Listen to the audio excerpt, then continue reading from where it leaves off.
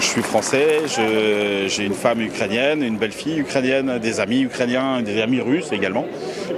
J'ai une ex-femme russe qui vit en Russie avec mes 2 enfants de 15 et 18 ans. J'ai ma belle-mère qui a 72 ans, qui vit à Lviv, ma belle-sœur, mon beau-frère, des cousins et des cousines de mon épouse qui sont en Ukraine, beaucoup d'amis.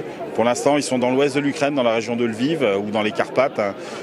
Donc aujourd'hui, ils aident plus les réfugiés et ils se tiennent prêts si jamais la guerre se déplaçait jusqu'à eux, puisque aujourd'hui la cible principale est en Kiev.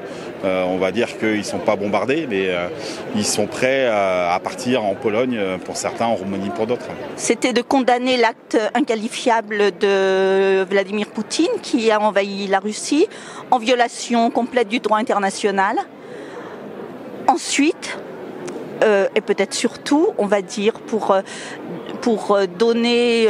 apporter notre soutien aux populations qui sont sous les bombes et sous la guerre en ce moment.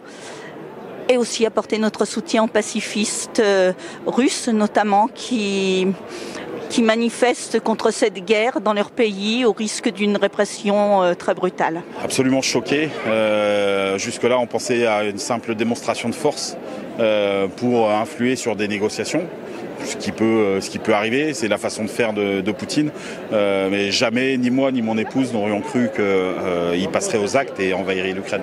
Évidemment, quand on voit les images de ce qui se passe, ça nous rejette, nous remémore il y a quelques années la révolution qui a eu lieu à Kiev, où justement le peuple ukrainien s'est soulevé dans toute sa diversité pour un motif, celui d'imposer la liberté et de rejeter le président de l'époque qui avait été mis en place, en l'occurrence M.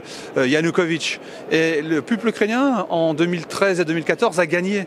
Il a peu à peu installé la démocratie, cette démocratie qui est aujourd'hui bafouée. Donc évidemment, je pense à quelques femmes et hommes que j'ai eu l'occasion de rencontrer, à mon collègue aussi Vitaly Klitschko, maire de Kiev, que j'ai rencontré à plusieurs occasions et qui aujourd'hui a les armes à la main pour se battre, pour que sa ville ne soit pas envahie. Et je pense que toutes celles et ceux qui étaient sur les marches de l'Hôtel de Ville aujourd'hui à Chambéry pensent aussi à toutes ces femmes et tous ces hommes qui n'ont pas de responsabilité politique, mais qui sont des citoyens de leur pays et qui refusent d'être bafoués dans leurs droits, dans leur dignité, dans leur liberté par une puissance, par voie militaire. Les gens sont attachés à ce que la guerre ne recommence pas, nulle part, jamais.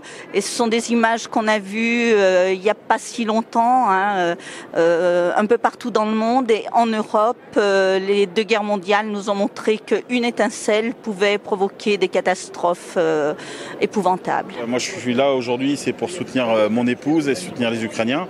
Apporter aussi, pourquoi pas aujourd'hui dans les médias, la voix d'un Français qui a vécu en Russie, qui connaît bien l'Ukraine, qui est allé de nombreuses fois.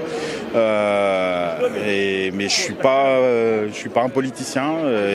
Et moi, tout ce que je veux dire, voilà, c'est que je suis là et on soutient l'Ukraine.